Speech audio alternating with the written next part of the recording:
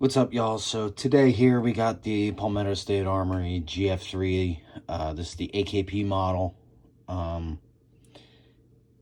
So far, not very good, and honestly very upset with what is going on with this gun at the moment. We're going to start off with what happened when I got the gun, and we're going to go into where we are now and what the next steps are going to be. So we're going to start off, getting the gun. Gun came in 2-day shipping because it's a pistol. Everything looked good. No visual, defects, no cosmetic defects, really nothing going on with the gun. So, I signed, did the paperwork and stuff like that, took it home. 2 days later, I finally got to take it out to the shooting range, and within 10 shots, the whole rifle completely goes down, unable to shoot, major malfunction. Every single shot that I fired resulted in a blown primer cup. So it was blowing primers out, and the remnants from them primers were actually jamming themselves inside the bolt and completely clogged up the firing pin channel and shut the rifle down. So, right off the bat, issues. And from there, the dust cover screw, before even having to take it to the range, I had to tighten that screw 4 different times, even with, Loctite and stuff like that. That would not stay tight for the life of me. And I see a lot of people, what they do is they'll slam their dust covers, they'll whack it, and, to lock it into place. Don't do that. You're going to damage the screw. I made sure I didn't do that, and I still had issues with the screw. So at this point, I decided, you know what, I'm going to call up Palmetto State Armory. Got a hold of them as soon as they opened. They sent me a label, and I was able to ship the rifle back out.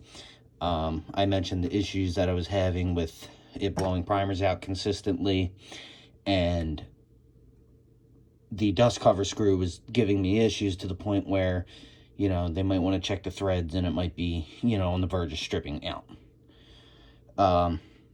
After they got the gun, I got an email about 2 days later.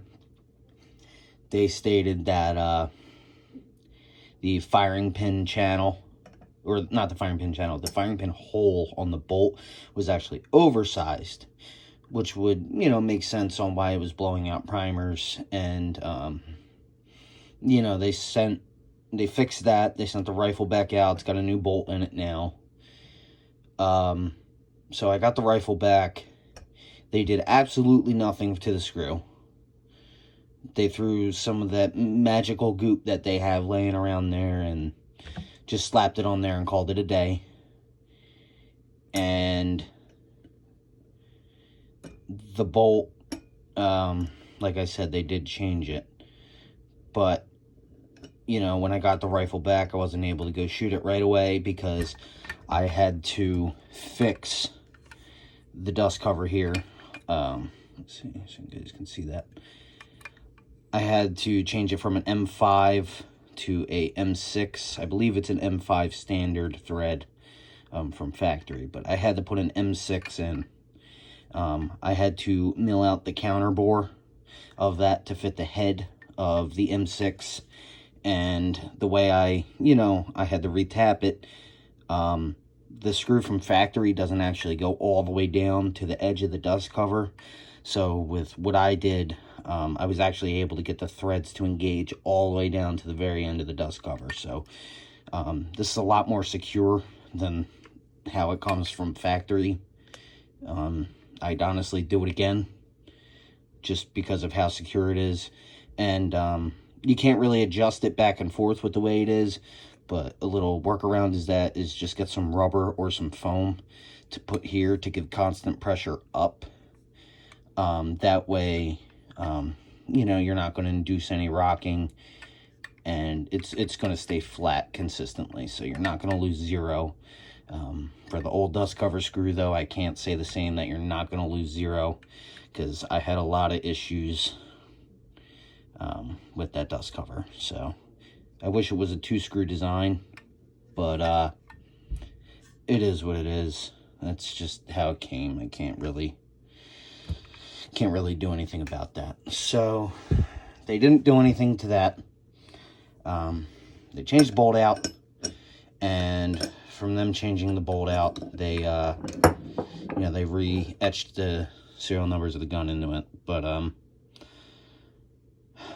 we go to the range, and immediately primer blowouts right off the bat. So here, I got some brass to show you guys.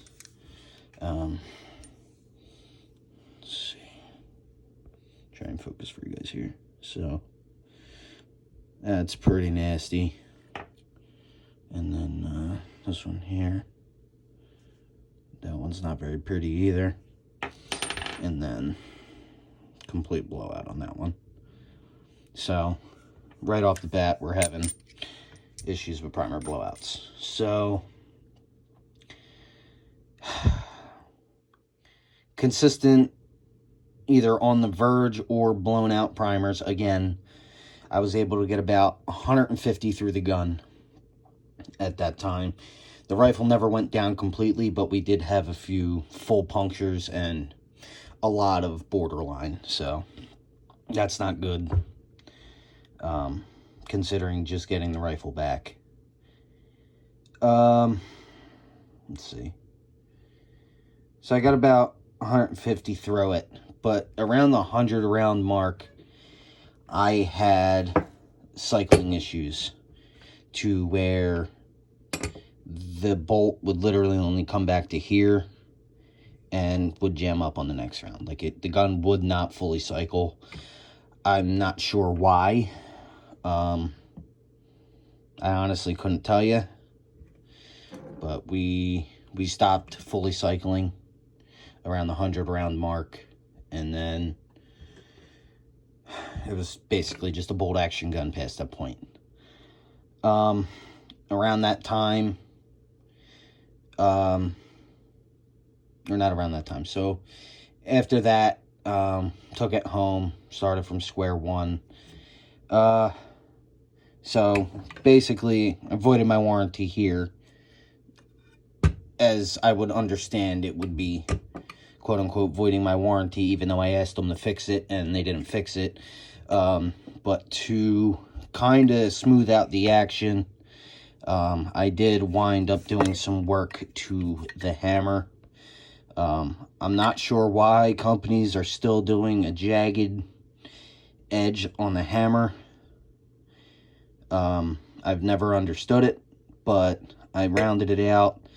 We are still, fully engaged back, on the rear sear and stuff like that. Like, we're still good. Cycle smooth as butter now. I also did some work to the bolt here, right here. I just smoothed out these edges, because like I said, these are real jagged, and I've never understood why manufacturers are still making them like that. It's just, I don't know, it's just a system I don't understand. So from there, I haven't shot it since I did that work, but it's definitely smoothed the gun out, and I don't see why not, or why it would not help with the cycling of the gun, since it's definitely a lot smoother. As it stands, to get the gun to work, I had to modify this. It should work now. I assumed in terms of cycling, it should cycle fine now. So had to modify the gun to get that bolt to even cycle, and then had to modify the dust cover to even have a, dust cover to even have on the gun, because that wasn't fixed. So yeah, overall, I'm just, very disappointed with where we're at in terms of the gun. I just feel kind of, you know, on my own in this situation, trying to deal with getting this gun to even work. You know, it's a nice looking gun, I'll give it that, but I don't know, to give it the AK name, or put AK in front of it, and, you know, 10 rounds out of the box were shut down completely, you know. It's kind of upsetting, I can say that. So I'm going to give you guys a follow-up video probably in the next one. Probably going to do the go and no-go gauges, and then I'm probably going to reach out to Palmetto again with the situation. I don't know if they're going to help me or not. If they want to void my warranty for doing that and that, trying to get their gun to work. I mean, I don't know about you guys, but I don't think that's, you know, warranty void territory. Just not to me, trying to be able to get their gun to work. So yeah, and just a little side note, my buddy actually did just pick one of these up himself, and under 100 rounds, his trigger, he has to manually force the trigger forward every like 5 shots. You know, right out of the box, it's kind of like that kind of stuff. It's definitely discouraging when you spend, you know, close to $1,000 after said and done on a gun that, you know, doesn't really even work out of the box.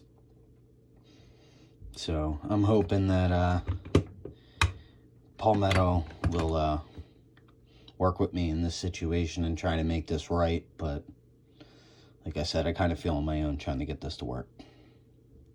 That's all I got for you guys today. Thanks.